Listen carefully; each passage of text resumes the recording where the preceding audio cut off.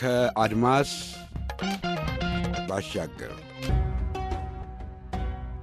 The Red Sea. For millennia, its name has echoed through history, a vital artery of civilization carved between the deserts of Africa and Arabia. ለዓለም አቀፉ ኢኮኖሚ ወሳኝ የደም ቧንቧ ነው። እንዲሁም በዚህ ባህር ዳርቻ ለሚገኙ ሀገራት እጅግ ሰፊ የብልጽግና በተቃራኒው ደግሞ የውጥረት ምንጭ ነው። በመጽሐፍ ቅዱስ ሙሴ ባህሩን ለሁለት ከፍሎ እስራኤላውያንን ከግብጽ ምድር ያሻገረበት በቀይ ባህር ነው። በጥንት ዘመን የፈርዖኖች መርከቦችና በቅመማ ቅመም የተጫኑ ጀልባዎች ወደ ሩቅ አድማስ ለንግድ ተጉዘውበታል። ይህ አስደናቂ የውሃ አካል ተለዋዋጭና ውስብስብ አካባቢ ነው ይሉታል። የባህር መስመሮች በከፍተኛ መጠን በግዙፍ የጭነት መርከቦች ነዳጅና ሌሎች መሰረታዊ ፍላጎቶች ለማንቀሳቀስና ለማቅረብ ወሳኝ ናቸው። በዓለም ባንክና በተባበሩት መንግስታት መረጃ መሰረት ከ80 በመቶ በላይ የዓለም ሸቀጦች የሚዘዋወሩት በባህር ላይ ነው።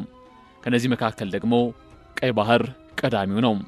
አህጉረ አፍሪካን፣ እስያንና አውሮፓን የሚያገናኘው ይህ ባህር የዓለም የንግድ እንቅስቃሴ ወሳኝ መስመር እንደሆነ ይታመናል። This narrow waterway has been a conduit for trade, culture, and conquest. ቀይ ባህር በአፍሪካና በእስያ መካከል የሚገኝ ረጅምና ጠባብ የህንድ ውቅያኖስ መግቢያ ነው። 2250 ኪሎ ሜትር ያህል ተዘርግቷል። የህንድ ውቅያኖስና ሜዲትራኒያን ባህርን በማገናኘት በተለይም በዓለም ዙሪያ ተፈላጊ የሆነውን ነዳጅ ከመካከለኛው ምስራቅና ከባህረ ሰላጤው ሀገራት ለማጓጓዝ አጭር መንገድ በመሆኑ በዓለም ንግድና ፖለቲካ ላይ ወሳኝ ቦታ አለው። በሰሜን በስዊዝ ካናል በኩል ከሜዲትራኒያን ባህር፣ በደቡብ በባብ ኤል-ማንደብ የባህር ወሽመጥ ከህንድ ውቅያኖስ ጋር ይገናኛል። የቀይ ባህር ዳርቻዎች በበርካታ ሀገራት የተከበቡ ናቸው። በአፍሪካ በኩል ግብጽ፣ ሱዳን፣ ኤርትራና ጅቡቲ ሲገኙ፣ በአረብ ባህረ ገብ መሬት በኩል ደግሞ ሳውዲ አረቢያና የመን ይገኛሉ። በሰሜናዊ ጫፍ ላይ ባህሩ ወደ አቃባ ባህረ ሰላጤና ስዊዝ ባህረ ሰላጤ በመከፈል ለጆርዳንና ለእስራኤል በዚህ ታሪካዊ ባህር ላይ የራሳቸውን ትንሽ ግን ወሳኝ መስኮት ይሰጣቸዋል። ቀይ ባህር የሚለው ስያሜ ብዙዎችን የሚያስገርምና የሚያከራክር ነው። ምንም እንኳን የባህር ውሃ አብዛኛውን ጊዜ ደማቅ ሰማያዊ አረንጓዴ ቢሆንም ትራይኮዴሲሚየም ኤትራየም በተባለ የአልጌ ዝርያ ወቅታዊ መራባት ምክንያት አልጌው ሲሞት የባህሩ ገጽ ቀይ ቡናማ ቀለም ሊያላብሰው ይችላል። ሌሎች ንድፈ ሐሳቦች ደግሞ ስሙ በባህሩ ዙሪያ ያሉትን ቀይ ቀለም ያላቸውን ተራሮች እንደሚያመለክት ወይም ደግሞ ቀለሞቹ አቅጣጫዎችን ለማመልከት ያገለግሉበት ከነበረው ጥንታዊ የእስያ ቋንቋ እንደመጣ ይናገራሉ። ቀይ ደቡብን ያመለክት ነበር። ይህ በርካታ ስሞች ያሉት ባህር በአረብኛ አልባህር አልአህመር፣ በዕብራይስጥ ያምሱፍ እናም በትግርኛ ደግሞ ቀይህ ባህሪ በመባል ይታወቃል። Throughout history, the Red Sea has been a crucial link in a global network of water routes. የቀይ ባህር ታሪክ ሰፊና ድንቅ ነው። ጥንታዊ ግብፃውያን ወርቅ፣ ዕጣንና ልዩ እንስሳትን ለመፈለግ ወደ ታዋቂው የፑንት ምድር ታላላቅ ጉዞዎችን በማድረግ የባህሩን ውሃዎች ለመጀመሪያ ጊዜ ካርታ ላይ ከሰሩት መካከል ናቸው። በ1500 ዓመተ ዓለም አካባቢ የንግሥት ሃትሼፕሱት ዝነኛ ጉዞ የዚህን የባህር መስመር ቀደምት ብቃት የሚያሳይ ነው። በኋላም የሮም ግዛት ስትራቴጂካዊ ጠቀሜታውን በመረዳት ከህንድ ጋር ለሚደረግ ንግድ ቀይ ባህርን መጠቀም ጀመሩ። ለዘመናት ቀይ ባህር የቅመማ ቅመም ንግድ ወሳኝ አካል ሲሆን በየአህጉራቱ ኢኮኖሚዎችና ባህሎችን የቀረጹ ውድ ዕቃዎችን ማስተላለፊያ ነበር። የዘመናዊው ዘመን የቀይ ባህር አስፈላጊነት በ1869 በፈረንጆቹ የስዊዝ ካናል መከፈት ይበልጥ አጉልቶታል። ይህ ታላቅ የምህንድስና ሥራ በአውሮፓና በእስያ መካከል ቀጥተኛ የመርከብ መስመር በመፍጠር የጉዞን ጊዜ በእጅጉ የቀነሰ ሲሆን የቀይ ባህርን እንደ ወሳኝ ዓለም አቀፋዊ መተላለፊያ ያለውን ደረጃ አጽንቷል። እናም ዛሬ ቀይ ባህርን የሚገልጸው ይህ ዓለም አቀፋዊ የኢኮኖሚ ደም ስር የመሆኑ ሚና ነው። በእስያ፣ በአፍሪካ፣ በአውሮፓ መካከል በቀይ ባህር በኩል የሚንቀሳቀሱ የተለያዩ ምርቶች በዓመት $1 ትሪሊዮን የሚያወጡ እንደሆነ ይታመናል። በዳርቻው ለሚገኙ ሀገራት ባህሩ ጂኦግራፊያዊ ገጽታ ብቻ ሳይሆን የሕይወት መስመር፣ እጅግ ሰፊ የሀብት ምንጭና ለሀገራዊ ምኞቶቻቸው የማዕዘን ድንጋይ ነው። በግብፅ እንጀምር። የስዊዝ ካናል የግብፅ ኢኮኖሚ የዘውድ ጌጥ ነው። በየዓመቱ በቢሊዮኖች የሚቆጠር ዶላር በመተላለፊያ ክፍያ የሚያስገባ ወሳኝ የገቢ ምንጭ ነው። ከዓለም አቀፉ ንግድ ከ12 እስከ 16 በመቶ የሚሆነው በሲዩዝ ካናል በኩል እንደሚያልፍ ይገመታል። ይህም የዓለምን የኢኮኖሚ ጤንነት መለኪያ ያደርገዋል። እዚህ ላይ የሚፈጠር ማንኛውም መስተጓጎል መላው ዓለምን ይነካል።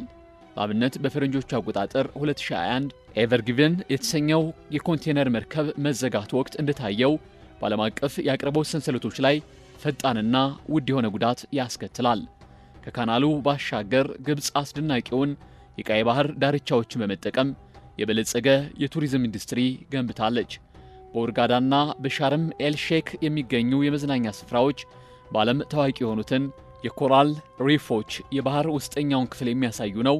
ማራኪ የባህር ሕይወት በመሳብ በየዓመቱ በሚሊዮኖች የሚቆጠሩ ጎብኚዎችን ይስባሉ። ይህም ለብዙ ዜጎች የሥራ ዕድል ፈጥሯል። About 12% of all global trade and 30% of container traffic worldwide go through the Suez Canal every year. ወደ ደቡብ ስንጓዝ ሱዳንን እናገኛለን። ፖርት ሱዳን የሀገሪቱ ዋነኛ የባህር በር ሲሆን አብዛኛውን ዓለም አቀፍ ንግዷን የምታስተናግድበት ነው። በግብርና ምርቶች ላይ ለተመሰረተ ኢኮኖሚ ቀይ ባህር ወደ ዓለም ገበያዎች ለመድረስ በጣም ቀጥተኛና ወጪ ቆጣቢ መንገድን ይሰጣል። የሀገሪቱ 90 በመቶ የዓለም አቀፍ ንግድ የሚያሳልጥበት ሲሆን በዓመት $4 ቢሊዮን የሚገመት ሸቀጥን ትልክበታለች። 7.5 ቢሊዮን የሚገመት ሸቀጥ ደግሞ ታስገባበታለች። በተጨማሪም በሱዳን የቀይ ባህር ውሃዎች ውስጥ ሊኖር የሚችል የነዳጅና የተፈጥሮ ጋዝ ክምችት ለወደፊቱ የኢኮኖሚ ለውጥ ተስፋን ይዟል። በባህሩ ማዶ ደግሞ ሳውዲ አረቢያ ራዕይ 2030 በመባል የሚታወቀውን ታላቅ የኢኮኖሚ ብዝሃነት ዕቅድ በመተግበር ላይ ስትሆን ቀይ ባህር የዚህ ዕቅድ ዋና አካል ነው። እንደ ኒዮም ያለ የወደፊቱ ዘመን ከተማና እጅግ የቅንጦት የቱሪዝም መዳረሻ የሆነው የቀይ ባህር ፕሮጀክት ያሉ ግዙፍ ፕሮጀክቶች የሳውዲን ኢኮኖሚ በነዳጅ ላይ ካለው ጥገኝነት ለማላቀቅ የተነደፉ ናቸው።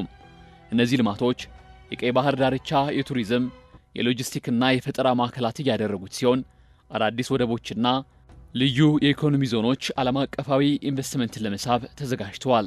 ሳውዲ አረቢያ 10 ወደቦች ሲኖሯት 8ቱ የሚገኙት በቀይ ባህር ዳርቻ ላይ ነው። ሀገሪቱ 60 በመቶ ሸቀጦቿን በትልቋ ወደቧ ጂዳ እስላሚክ ወደብ ታስተላልፋለች። ረጅምና ኩሩ የባህር ታሪክ ያላት የመን በሚያሳዝን ሁኔታ በጦርነት ምክንያት የኢኮኖሚ አቅሟ ከተገደበ ዓመታት ተቆጠሩ።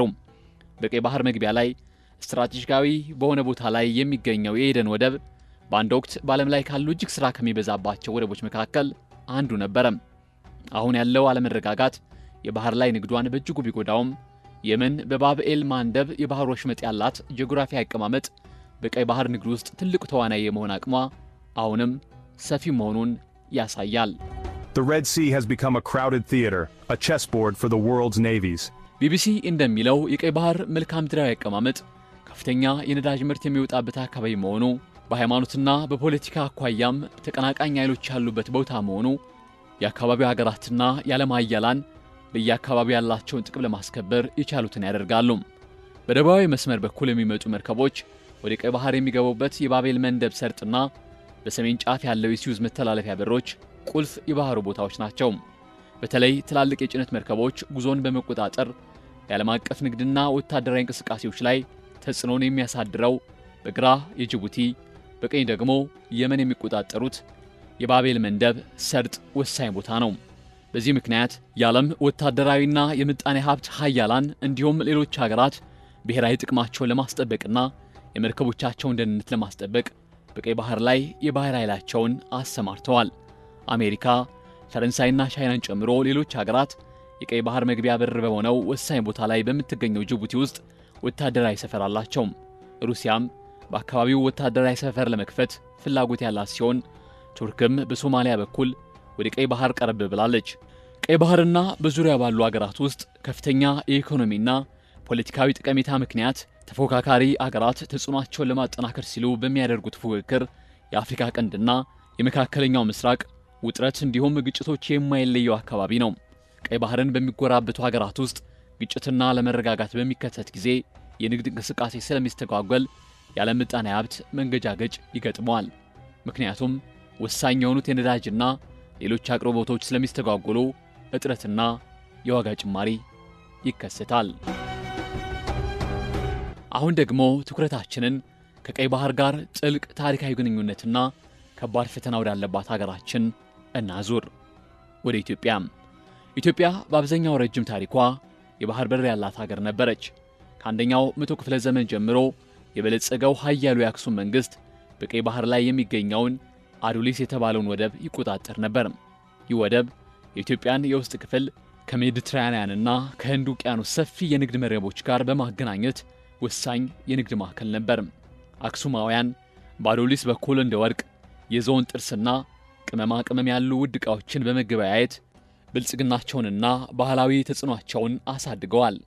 ይሁን እንጂ የ20ኛው መቶ ክፍለ ዘመን ፖለቲካዊ ገጽታ የኢትዮጵያን ዕጣ ፈንታ በእጅጉ ለውጦታል።